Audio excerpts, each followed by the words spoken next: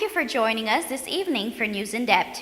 I'm Rameshri Jairam with the details. First up, Commander of B Division says crime down in the ancient county. Let's take a look at this report. In comparison to 2018 to 2019, we're doing well. There's been a major decrease in, despite there are a few incidents happening, crime is on the decrease. This, the B Division Commander, Paul Langevin, attributed to the numerous community outreach programs the force has implemented to build trust between the community and members of the public. He added that, aside from collaborating with residents, the force also has a good working relationship with the business community. He added that these collaborations are the most effective ways to tackle crime. So we have been going out and meeting persons in the communities, starting to focus more on the areas where the crimes have been more prevalent, but we will be going to other areas. It's part of our whole plan in dealing with the crime situations. So we have increased our patrols. We have been targeting the backlands, and we have also, during the early part of the evenings, we have been putting out some foot patrols and bicycle patrols, motorbike patrols, and that has driven a great impact in improving the situation. Additionally, he noted that they will continue to build a better relationship with the public. He's encouraging persons to meet with him directly if they are affected by any problem that is not given the necessary attention. Elderly woman perishes in East Coast Demerara fire. Here is Royston Drakes with this report. The police and Guyana Fire Service are probing a fire which left the 65-year-old pensioner dead. The incident occurred just around 12:30 this morning at Nonprel, East Coast, Demerara. And according to residents, the woman was trapped in the burning building. Some people were shouting at my gate to get out of the house, that the neighbor building was on fire. So I got whatever I can, and myself and family ran out of my house, and we take all the vehicles and so on outside. When I went out, I see the house after this tire shop is on fire, like the whole house is on fire. So when I came back, I tried to get my other stuff, but then I noticed this tire shop started to get fire. In the meantime, we tried to put the fire out from the tire shop. The fire service arrived and they put the fire out, but then it started at the back. So the other fire truck went to the back and they put the fire out from the tire shop. But the one at the building had already went far into the fire because it's like an old building. A neighbor recalled hearing the woman screaming for help, but said at that point the building was engulfed in flames. Were like when we were on the road, heard her screaming, but the building was on so much fire nobody could not go into the building. So later on, with the fire service and police, they found the body. The dead woman was identified as Ravana Hassan. She was living alone at the East Coast Demerara house. The fire quickly got out of control and gutted the two-story property. At one time, the nearby tire shop and hardware store were threatened, but quick response from the Guyana Fire Service prevented any further damage. An investigation is on the way to ascertain the origin of the fire. GTU nearing agreement with Ministry of Education regarding salary increase for teachers. Here is this report. Talks are still ongoing between the Guyana Teachers Union and the Ministry of Education regarding salary increase for teachers for the months December and January, according to the president of the union, Mark Light. He noted that the process is being followed to have the issue fixed. He refuted a news report which labeled the process inconclusive between the two parties and offered this explanation. As president of the union, I never released any statement pertaining to that. So I just wish that our teachers should know that we are presently addressing the matter, and we are confident that we will have a resolution on it on both sides, that we're going to be satisfied with the arrangement as we go forward. January?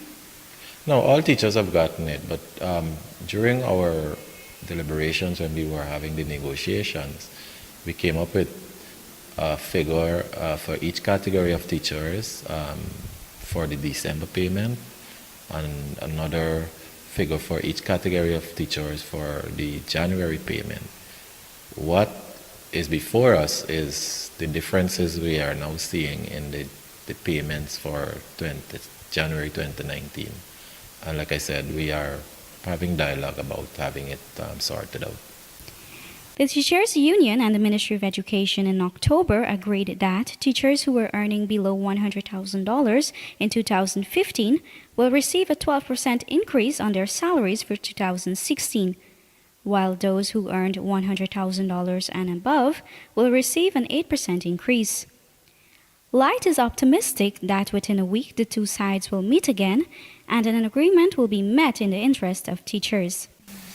Just like to thank the teachers for their patience. They have ever been supportive to the Guyana Teachers Union, and we are committed to ensuring that their cause is being satisfied. He also stated that negotiations for 2019 will commence in March, which is an indication that they are moving ahead with the ministry to deal with salaried and non-salaried matters. Once that agreement is met, it will last for 3 years. The last agreement catered for the years 2016 to 2019. Hey, looky there. Let me go techie boots. Boots? No, man, I ain't gonna get lock up teeth in them big stinky 30-second boots. Plus, it gonna be more cheaper online. And then got my favorite color, pink. Let me go along. Online shopping. Cheaper, faster, better. Pass back.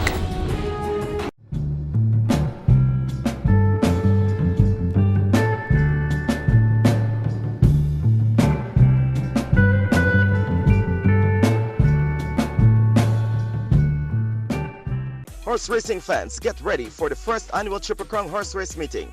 27 races, 2 different tracks with over $20 million in cash and prizes up for grabs. The first leg with runoff on Sunday 24th February at the Rising Sun Turf Club. The action continues on March 24th at the same venue for the second leg. And the final leg on April 21st at the Port Morant Turf Club. It's a Triple Crown Horse Race Meeting featuring the top horses and the jockeys. See and be there. Presented by Jumbo Jet Thoroughbred Horse Racing Committee.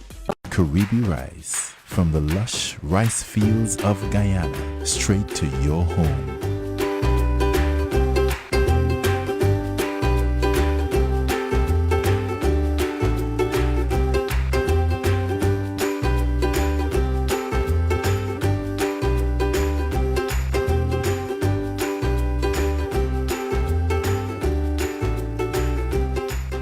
Caribbean rice, our people, our rice. A new abattoir is being constructed in New Amsterdam. Here is that report. Due to the failing structure, the abattoir in New Amsterdam has been demolished by the municipality. According to the town's environmental health officer, Aklu Ramsud, the municipality decided to demolish the abattoir because the building was not in good condition. And so the municipality is in consultation with the idea of constructing a new abattoir. The process has been initiated by the council, and as we progress, we'll let you know. Where would be the new abattoir?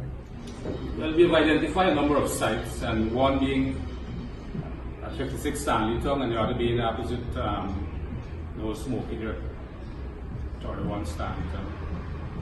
He noted that butchers were given authorization to conduct slaughters at their residence until a new facility is constructed. For the process of slaughtering animals, we have authorized persons, butchers, to use the facility that they have at their homes, and animals are being inspected in the municipal market. The procedure involving the other regulatory authorities are still in place, and so we can safely say that the meat coming into the market is safe for human consumption. Ramsud did not give a time frame for the start of completion of works, nor has the council settled on a new location that will house the facility. Rose Hall to become a brighter town with installation of streetlights. More in this report. Streetlights will finally be installed along Independence Avenue in Rose Hall to brighten up the town and make residents feel more secure, particularly at nights, according to Mayor Chattergoon Ramnot. In an interview with News in Depth, the mayor explained that they have already secured 30 streetlights from the Ghana Power Inc., and installation will begin in a matter of weeks. And the 30 lights will be put all over the town. right? The darkest area in the night, the lights them will be placed in those. So which means that we will have a brighter town in the near future. The mayor explained that 20 of the lights will be installed in the town, while 10 will be installed in Williamsburg. Even though Rose Hall has become a commercial hub and the busiest business center in Berbice, many are questioning why only 30 lights were provided for the town when New Amsterdam was given hundreds of lights. Along the Quarantine Coast, most of the major business places, including 3 financial institutions, are located in the town. It is unclear who will pay for these lights and if or when more lights will be given to brighten up the entire town.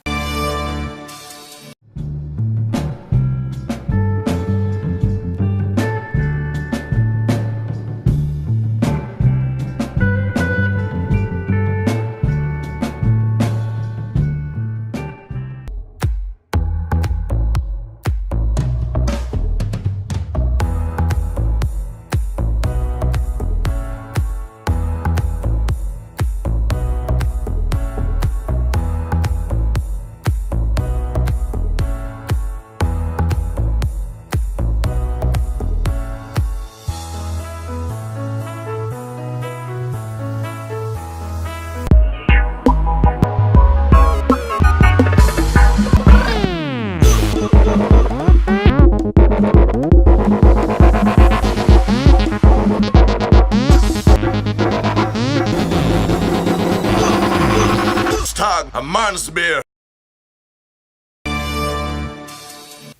Students of the Berbice High School visited our news studio in Rose Hall Town as a part of their communications tour. Here is that report. Guyanese are known for their own dialect over the years, and Creole is a part of that.